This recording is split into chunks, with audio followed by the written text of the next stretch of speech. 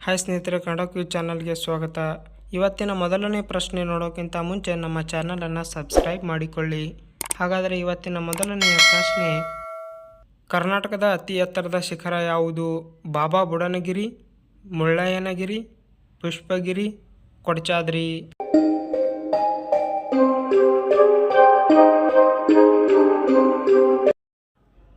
ಮುಳ್ಳಯ್ಯನಗಿರಿ ಇದು ಕರ್ನಾಟಕದ ಅತಿ ಎತ್ತರವಾದ ಶಿಖರವಾಗಿರುತ್ತದೆ.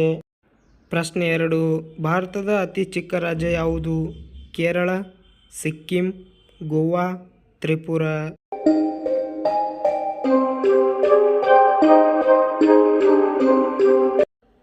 ಗೋವಾ ಇದು ಭಾರತದಲ್ಲಿ ಅತಿ ಚಿಕ್ಕ ರಾಜ್ಯವಾಗಿರುತ್ತದೆ. ಪ್ರಶ್ನೆ 3, ಕರ್ನಾಟಕದ ರೇಷ್ಮೆ ಪಟ್ಟಣ ಯಾವುದು? ಚಾಮರಾಜನಗರ, ಮೈಸೂರು, ರಾಮನಗರ, ಚನ್ನಪಟ್ಟಣ.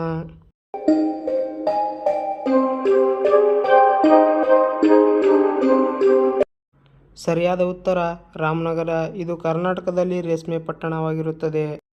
ಪ್ರಶ್ನೆ 4, ಹಳೆಬೀಡಿನ ಹಳೆ ಹೆಸರೇನು? ವಾತಾಪಿ, ಕಿಷ್ಕಿಂಧ, ದ್ವಾರಸಮುದ್ರ, ರಕ್ಕಸತಂಗಡಿ.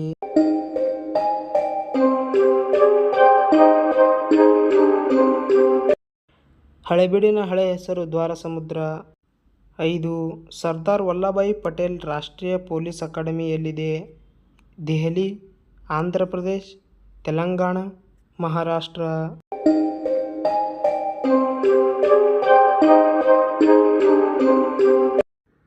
ತೆಲಂಗಾಣ ಇದು ಸರ್ದಾರ್ ವಲ್ಲಭಭಾಯಿ ಪಟೇಲ್ ರಾಷ್ಟ್ರೀಯ ಪೊಲೀಸ್ ಅಕಾಡೆಮಿ ಇರುವ ಸ್ಥಳವಾಗಿರುತ್ತದೆ. ಪ್ರಶ್ನೆ 6, ಭಾರತದ ಮೊಟ್ಟಮೊದಲ ಅಣುಸ್ಥಾವರ ಯಾವುದು? ಕಲ್ಪಕಂ, ಕೈಗಾ, ನರೋರಾ, ತಾರಾಪುರಂ.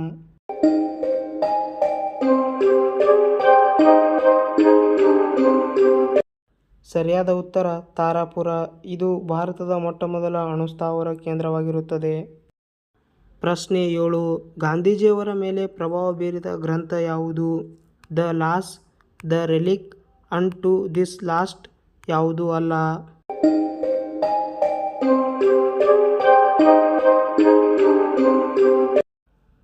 ಅನ್ ಟು ದಿಸ್ ಲಾಸ್ಟ್ ಇದು ಗಾಂಧೀಜಿಯವರ ಮೇಲೆ ಪ್ರಭಾವ ಬೀರಿದ ಗ್ರಂಥವಾಗಿರುತ್ತದೆ. ಪ್ರೇಮಕವಿ ಎಂದು ಕನ್ನಡದಲ್ಲಿ ಯಾರನ್ನು ಕರೆಯುತ್ತಾರೆ? ಕೆ.ಎಸ್. ನರಸಿಂಹಸ್ವಾಮಿ, ದ ರಾ ಬೇಂದ್ರೆ, ಶಿವರಾಮ್ ಕಾರಂತ್, ದೇ.ಜೆ.ಗೌ.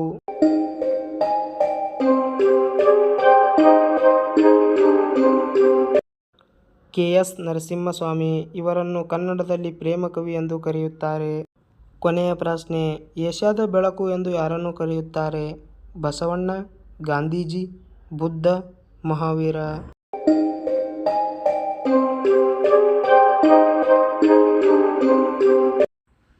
ಬುದ್ಧ. ಏಷ್ಯಾದ ಬೆಳಕು ಎಂದು ಬುದ್ಧನನ್ನು ಕರೆಯುತ್ತಾರೆ. ಸ್ನೇಹಿತರೆ, ಇಲ್ಲಿವರೆಗೂ ಈ ವಿಡಿಯೋ ನೋಡಿದ್ದಕ್ಕಾಗಿ ಧನ್ಯವಾದಗಳು. ಈ ವಿಡಿಯೋ ನಿಮಗೆ ಇಷ್ಟವಾದರೆ ಲೈಕ್ ಮಾಡಿ, ಕಮೆಂಟ್ ಮಾಡಿ. ಹಾಗೆ ಇನ್ನೂ ಹೆಚ್ಚಿನ ವಿಡಿಯೋಗಳಿಗಾಗಿ ನಮ್ಮ ಕನ್ನಡ ಕ್ವಿಜ್ ಯೂಟ್ಯೂಬ್ ಚಾನಲನ್ನು ಸಬ್ಸ್ಕ್ರೈಬ್ ಮಾಡಿಕೊಳ್ಳಿ.